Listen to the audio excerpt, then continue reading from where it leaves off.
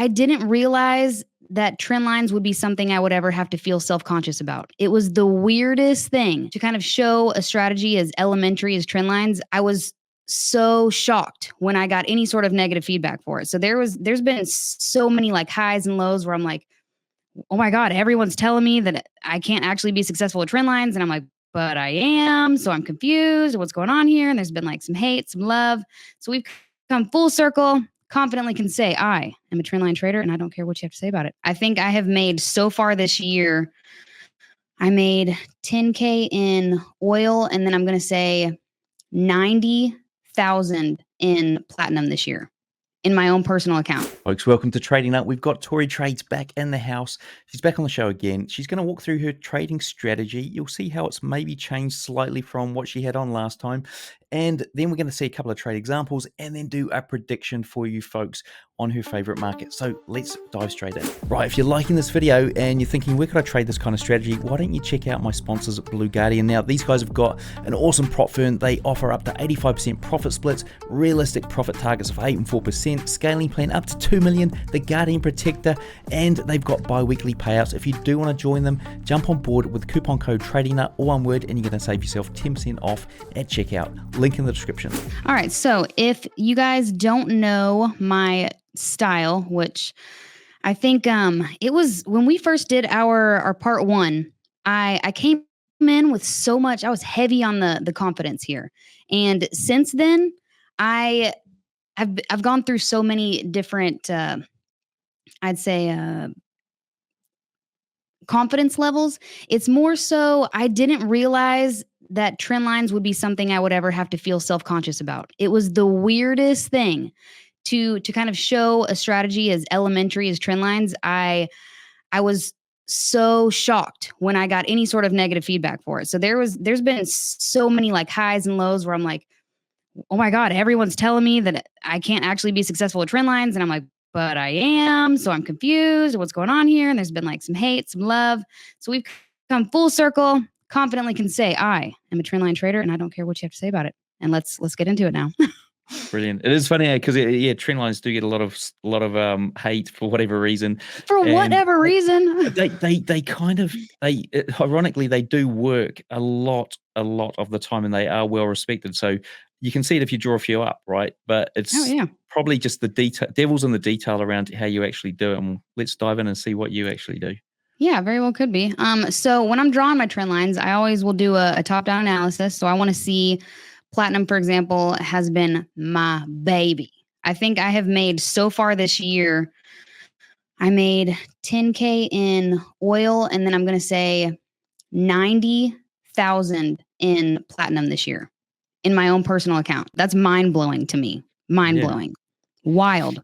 All because trend line breaks in platinum. And then when it breaks, it respects. And then it keeps going. It's in continue. Like we're trying to ride the continuation and then wait for, the retracement or the break. So this is kind of the name of the game here. So when I'm doing my top-down analysis, I'll start with a monthly time frame.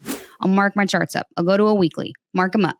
And I'm essentially looking for the overall trend in the monthly in either direction, bullish and bearish trend. And then I go down to the weekly. And then I'm looking for the overall trend in the weekly. And I like these trend lines to connect. So it almost looks like a fan of trend lines. You got kind of like these little laser show, if you will, going on my charts.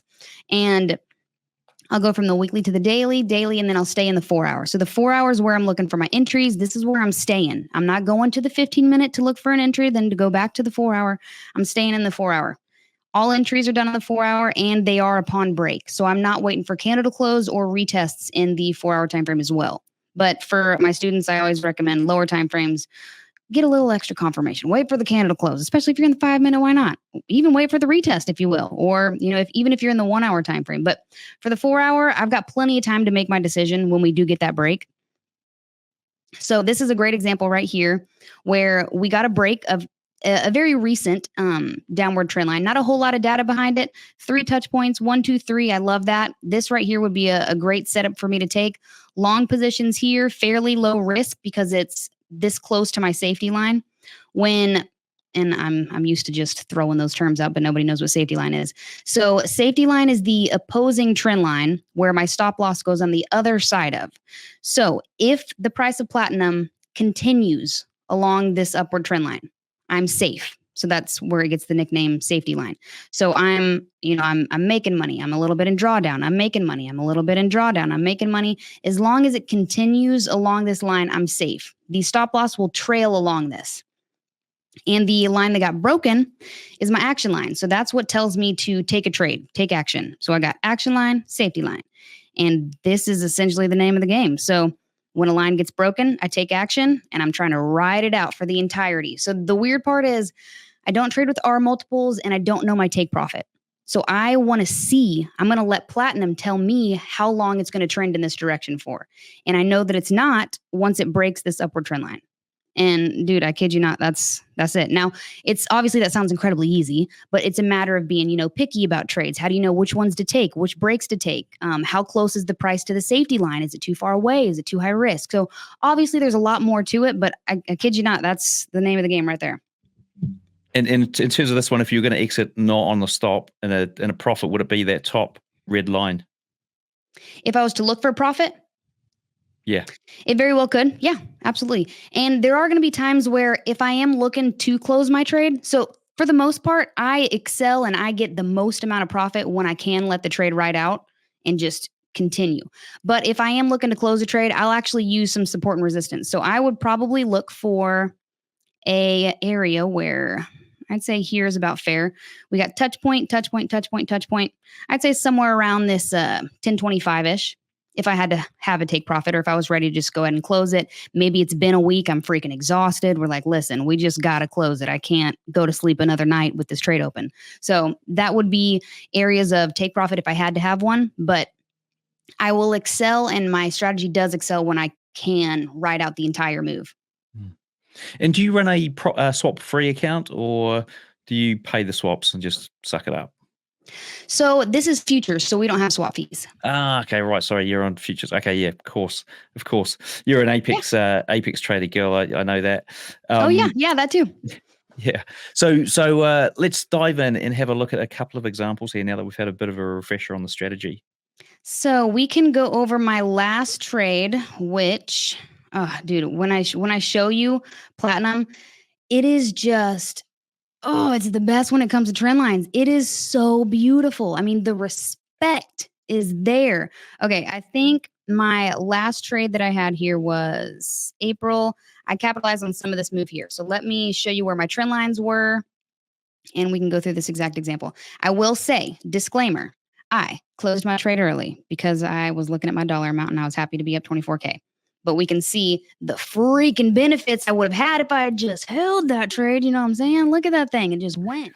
It's always the way, isn't it? Always. It's always. But let's go over where I would have had my lines. So I'm always looking for the highest point for point A. And this one gave me multiple. I don't want to say fake outs. Well, yeah, I guess I would say fake outs. There were multiple times where my alerts went off and it told me to take a long position and they didn't work out. And I didn't end up taking the signal. So, and we'll kind of go through some of those right now. Let me zoom in a little bit closer so we can see. So this is a better example because this is one of the least aesthetic trend lines. So usually when I'll try to go back and find at least one more that shows you, textbook, we've got 3 touch points, 4 touch points, maybe even 5 touch points. We get a break, we got an opposing trend line, and then it just follows that. But this, I'll at least go over this specific trade. It wasn't as aesthetic when it comes to the trend lines, but I still want to show you a few more scenarios where it did respect beautifully. But this one right here, we've got point A is always going to be the highest point, and then we're just looking for an area where the price of platinum, pulled back and then continued in that same direction. So at one point, we had our trend line here. It's following. Boom, it broke right here. This would have been a signal for me to take a long position. As long as I got a safety line, which I would have had, let's see if we can replicate this.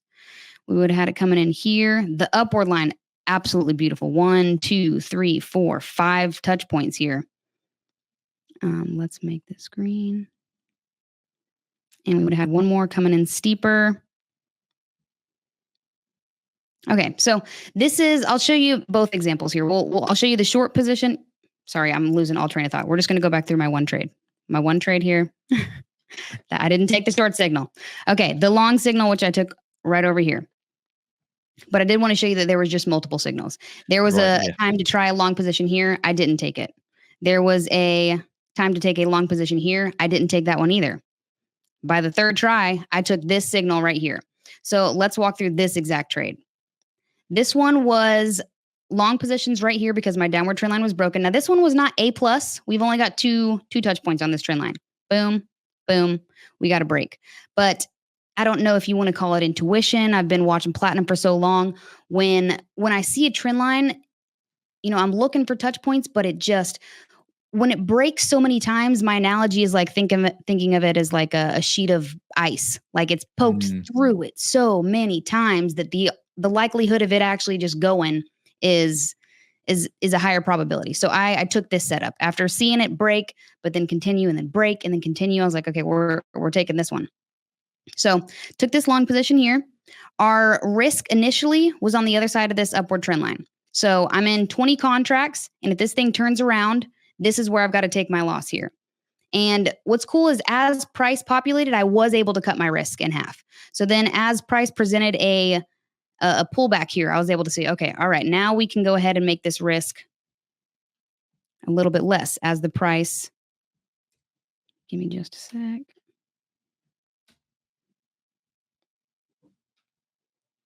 As price presents, new point A's and point B's is what I call them. My terminology when it comes to trading is so elementary, and I think I make half of it up. But we've got point A, point B, 2 touch points. Price started ripping, and I took my profit. I was up 24K. Where exactly on this candle? I believe I actually found an area of resistance where I thought it may gravitate towards and then pull back. So we got boom, touch point, kind of here. It got over here. I was like, done, clipping out. So we had 24K and I was done. And wow, you could imagine how much I was just kicking myself. Like that thing went. But to be fair, I think when it moved sideways right over here in this little area, I may have been a little bit nervous. Even if I had held, this maybe would have kicked me out. So to be honest, maybe we can say that big move wasn't for me anyways. So I probably would have been kicked out even when it came over here. But that was an actual trade that I took. 20 contracts in platinum, 24K. That trade right there made me 100,000 for the year so far. So that was back in April, the end of April. And for my swing trading account, I haven't placed any more trades since then.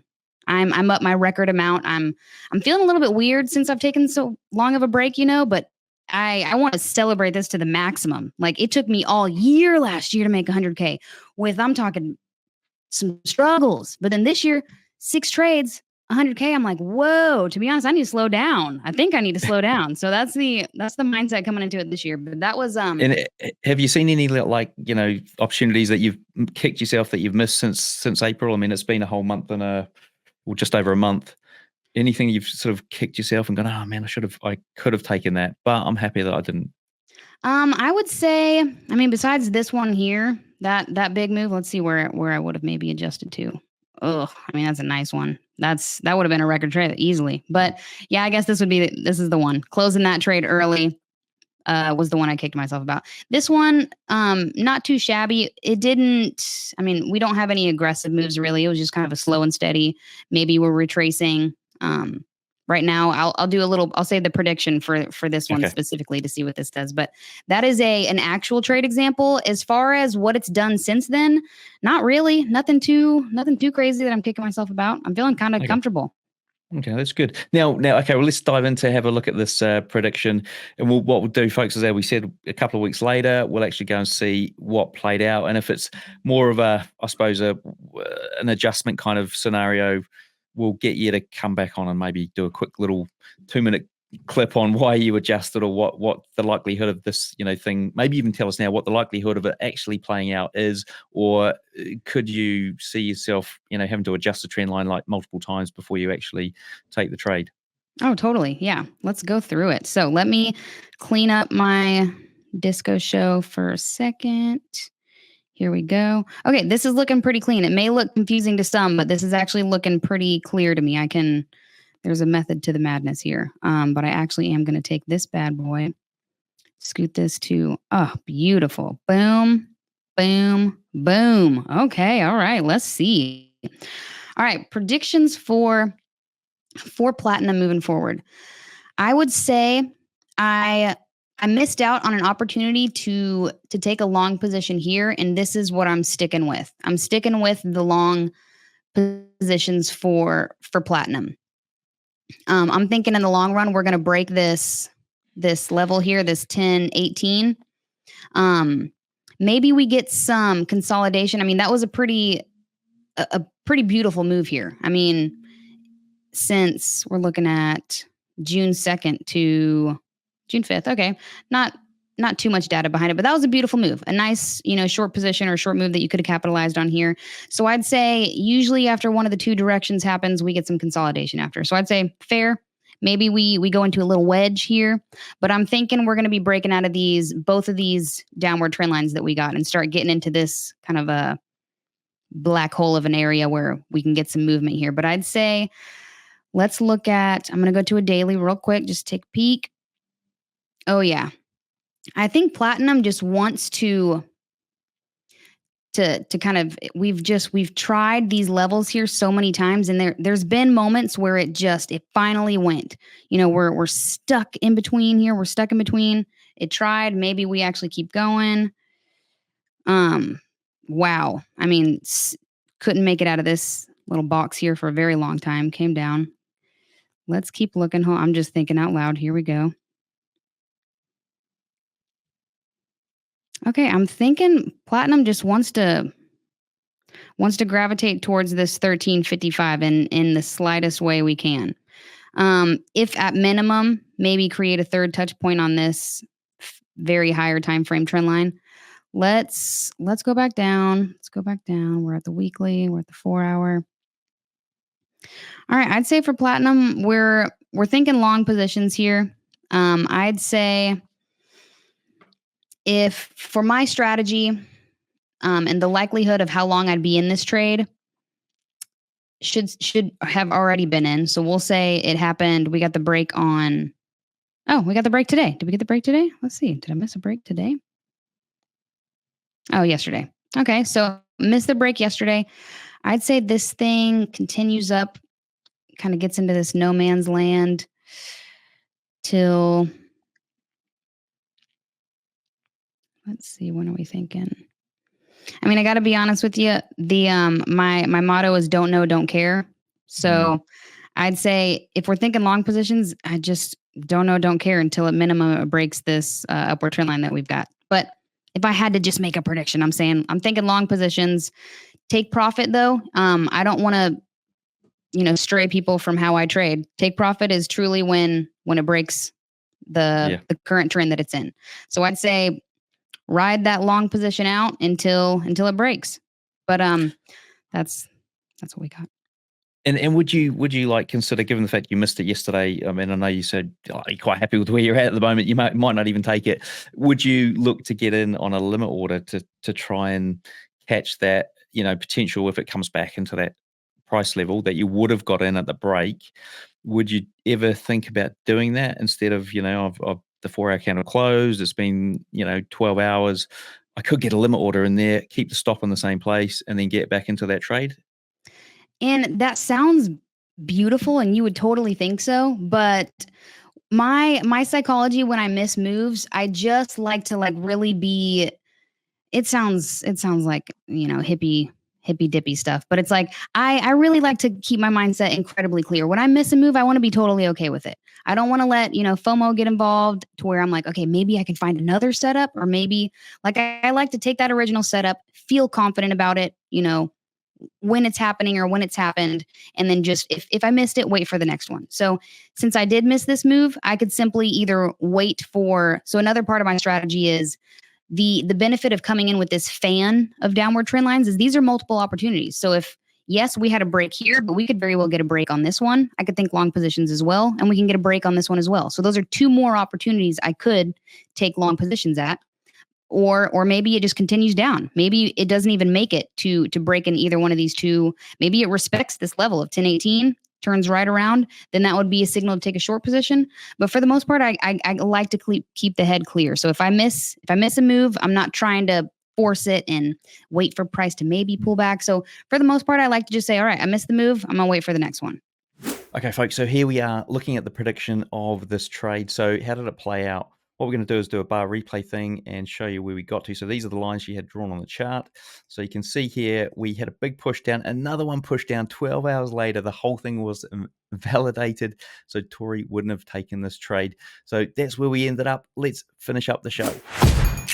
Hey folks, what a view behind me. I'm at Black Bull Markets headquarters here in Auckland, New Zealand. Speaking of views, you can get TradingView paid plans for free at Black Bull Markets, saving you up to $600 a year. That's right, get either the Essential, Plus or Premium plans absolutely free, and all you need to do is trade from one lot a month at Black Bull Markets. And you can also get a 100% deposit bonus for your first deposit up to $1,000. All you need to do is click the Trading Nut link in the description below. Brilliant. Well, that's a great little breakdown, not just of, overview of your strategy, a trade you took, and a potential setup. Folks, what more can I ask? Thanks for coming back on the show, Tori. Now, what's the best way for traders to get hold of you?